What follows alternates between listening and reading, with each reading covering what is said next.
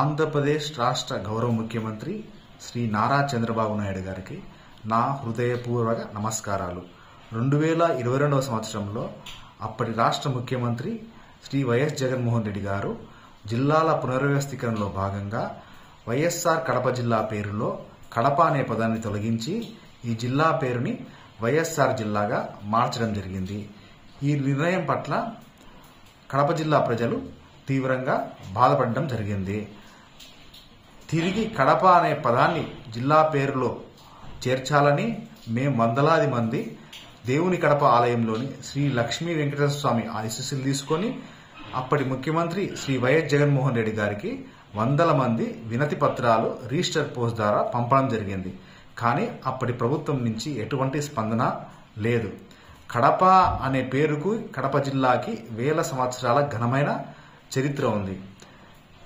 పూర్వం ఈ ప్రాంతాన్ని దేవుని గడప అని పిలిచేవాళ్ళు. అంటే ఇది తిరుమల శ్రీ వెంకటేశ్వర స్వామికి తొలి ప్రవేశ ద్వారం అన్నమాట. సో తర్వాత కాలక్రమేణా దేవుని గడప కడపగా మారింది, దేవుని గడపగా మారింది. సో ఈ తిరుపతి, తిరుమల అనే పేర్లకి ఎంత పవిత్రత ఉందో, విశిష్టత ఉందో, కడప అనే పేరు కూడా అంతటి విశిష్టత, పవిత్రత ఉంది. కడప అనే పేరు మీద సర్వ హక్కులు శ్రీ వెంకటేశ్వర స్వామికే ఉన్నాయి. ఆ హక్కులు ఏ ప్రభుత్వానికి లేవు. ఏ ప్రభుత్వం కూడా ఆ పేరుని తొలగించకూడదు. మనము వెంకటేశ్వర స్వామి దర్శనానికి వెళ్ళినప్పుడు మనకున్న కోరికలు తీర్చాలని స్వామి వారిని కోరుకుంటాం. ఇప్పుడు అదే వెంకటేశ్వర స్వామికి కష్టం వచ్చింది. ఎలాంటి కష్టం వచ్చింది? తన ఇండ్లు అంటే శేషాచలం అడవి, ఏడుకొండలు తన ఆవాసం, తన ఇంటికి తొలి ప్రవేశ ద్వారం కడప. ఆ తొలి ప్రవేశ ద్వారం యొక్క పేరుని ఒక ప్రభుత్వం మార్చివేసింది.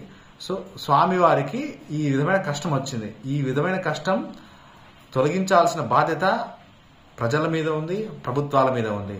ఈ విధంగా స్వామి యొక్క పేరుని తొలగించడం వల్ల ప్రజలకు మంచిది కాదు, ఈ పాలకులకు మంచిది కాదు, ప్రభుత్వానికి మంచిది కాదు. కాబట్టి నేను మిమ్మల్ని సవినయంగా వేడుకుంటున్నాను, తిరిగి మా జిల్లా పేరులో కడప అనే పదాన్ని పునరుద్ధరించి జిల్లా పేరును తిరిగి వైఎస్ఆర్ కడప జిల్లాగా నామకరణం చేయాలని నేను మిమ్మల్ని వేడుకుంటున్నాను. ఓం నమో వెంకటేశాయ.